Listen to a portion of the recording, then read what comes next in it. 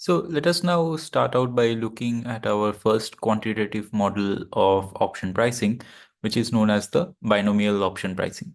So we'll start out with a simple case of this model and later on bring in more extensions so as to make it more realistic. So the first level of simplicity that we are going to take is that we are going to only consider the case where you have got a stock price which can take only two possible values at the time of option expiration. So if you remember, we have been so far looking at a continuum of stock prices that the stock price can take at the time of expiration. So this ST was a continuous value. So now we are going to simplify it by thinking that it can take only two possible values, right?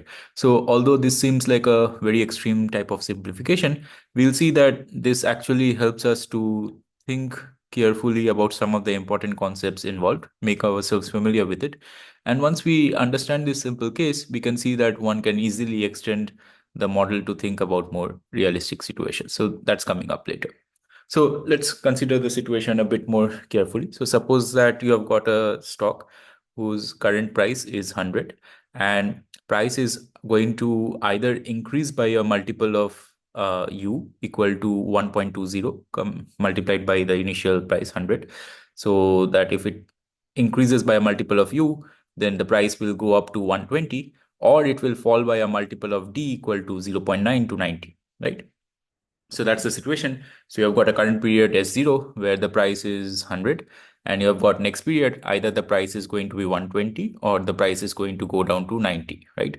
120 and 100 are related by this multiple u, which is 1.20. So if you multiply that by 100, you get the next period's price if the price goes up, or it's related by this factor of d, in which case the price will go down to 90. Okay. And we have got a call option which has a exercise price of 110 and a time to expiration of 1 year, right? So 1 year later, this is going to be the price. Corresponding to that, you have got an option. And at that point, given the price, you have to decide whether you want to exercise the option or not. And the 1 year interest rate is given to be 10%. So we can actually represent this graphically as well. So this looks like a tree. So this is the initial situation where the stock price is 100. 1 year later, it's either going to be 120 or it's going to be 90. So notice that we do not actually say at this point what are the probabilities of the different outcomes happening, right? Okay. Now the call option has an exercise price of 110. So if the stock price is 120, then at that point the call option will be exercised and it will have a value of 10. And if the price is 90, then a call option with a exercise price of 110 is of course not going to be exercised. And so therefore at that point, the value is going to be 0, right? So we know that 1 year later, the value is going to be either 10 or 0. What we want to figure out based on all this information is what should be the price of the call option today, right? When the stock price is 100 and when you still have 1 year to go for these outcomes to take place. Okay, so how are we going to do it? Well, we are going to use the principle of replication. Okay, so let's think about it. So suppose that you have a calls payoff, which is going to be, remember, either going to be 10 or 0, right? And we want to compare it to the payoff of a portfolio, which consists of one share of stock and borrowing of 80.1.82 at an interest rate of 10%. Now, in case you are wondering where is this 81.82 coming from, this is basically the present value of 90 uh, 1 year later, which is discounted at this 10% interest rate. Okay, remember the interest rate was 10%. So if you discount this 90, you get 81.82, right? And this is the amount you want to borrow today. And so therefore 1 year later, you have to return back 90 in order to repay back this amount that you have borrowed. Okay. So we have a portfolio which consists of this borrowing as well as one share of stock. Uh, so before we get into why this particular portfolio, let's see what are the implications of having this portfolio, right? So remember, the value of stock can take two particular values 1 year later. Either it's going to be 90 or 120. So if the value of stock is 90, right, then in that case, this share in this portfolio is going to be worth 90. And if the value is of the share becomes 120, then the value of the stock is going to be 120. What about this borrowing part? Well, you took 81.82 today. So that means that, of course, you have to return back 90. So this means that regardless of whatever is the value of the stock or the share price next period, right? Uh, the repayment of the loan has to result in a payoff of minus 90, right? Now, if you think of what's the total payoff from this portfolio, which consists of this share of stock as well as this borrowing that you did, then that will add up to zero if the stock price is if the stock price is 90, and it's going to add up to 30 if the stock price is 120, right? Now, what's the significance of this 0 and 30? Well, we'll see that this is exactly three times the payoff of the call in each state, right? Remember, the call option value was 0 when the stock price was 90. We can see that the payoff is going to have a portfolio is going to have a payoff of 0 when the stock price is 90. And we had that the call option value was equal to 10 when the stock price was 120. And we see here when the stock price is 120, that total payoff is 30, right? So it's exactly three times the payoff in each state, right? Now, how do we kind of link it? Well, what's the cash required to establish this portfolio? So that's going to be the price of the stock. Remember, the price of the stock is 100 today, right?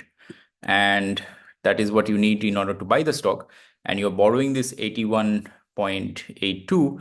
So then you have to subtract that from the cost of establishing this, right? Because you're taking the money. So 100 minus 81.82 gives you 18.18, right?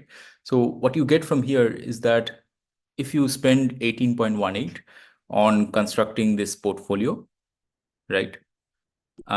You are basically replicating three times the payoff that you would have got in each state of the world if you had the call option, right? So the payoff is exactly three times that of the call option for each state. And so therefore, this portfolio that you have constructed replicates the portfolio which consists of these three call options, right? So these three calls and the portfolio therefore must have the same value, right? This is again the principle of replication, right?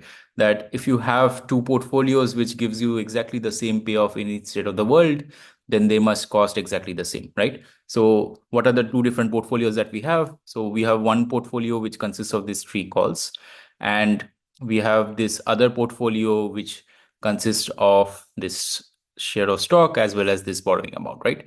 So therefore, what you end up getting is that 3C, which is the cost of creating this portfolio consisting of three calls, has to be equal to the cost of this portfolio, which we have found to be 18.18, right? And so therefore, we end up getting that the value of each call should be 6.06, right?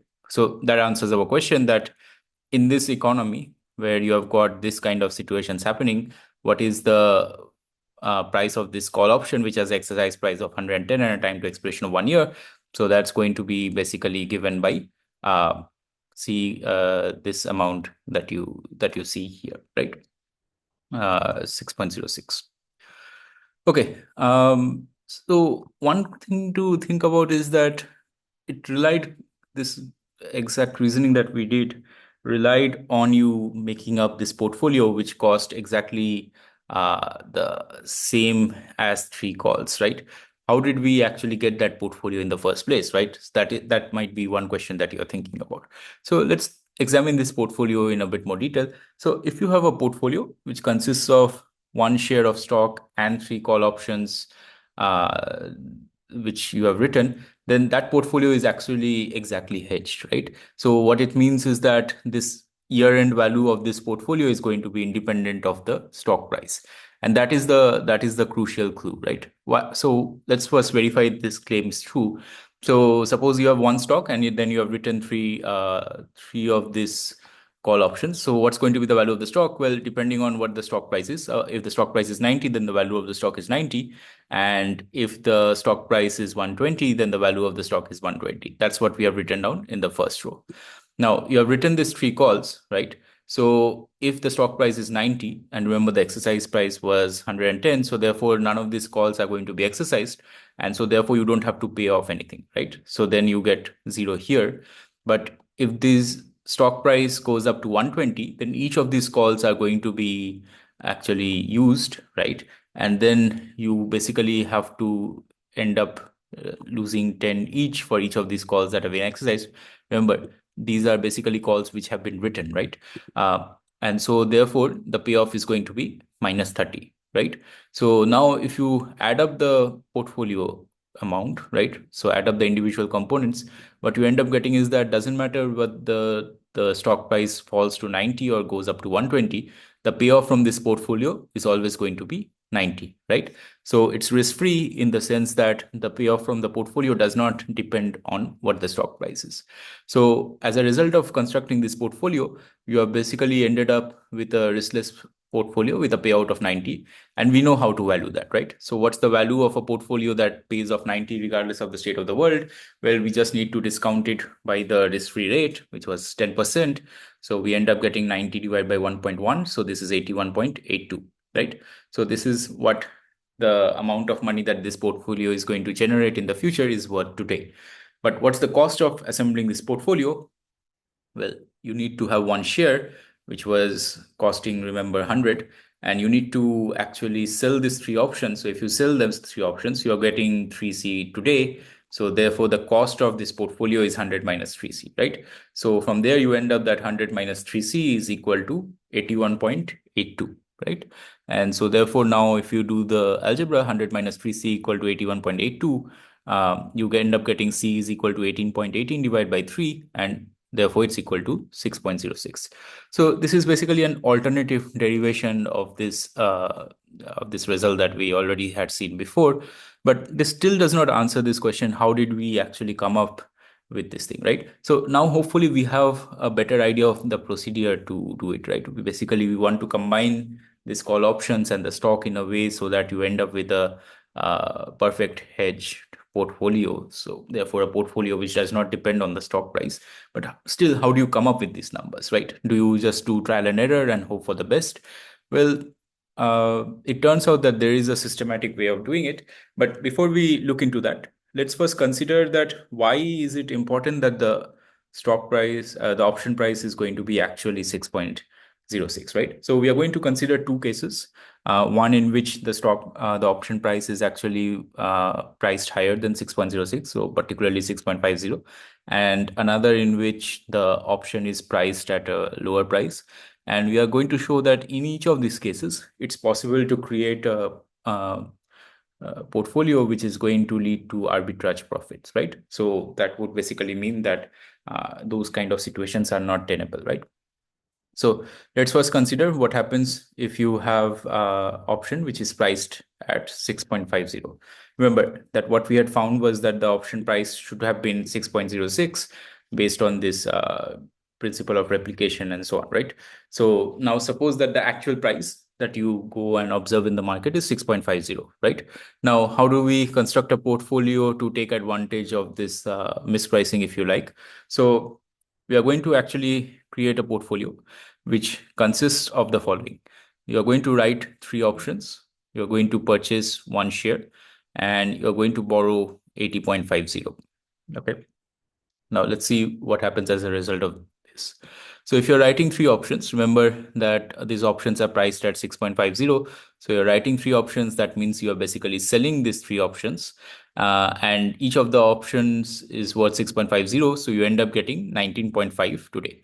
So these entries are basically cash flow in period 0, which is the present period, and cash flow in period 1, which is what's going to happen next year when we know what the stock price is going to be, whether it's going to be 90 or 120. Okay.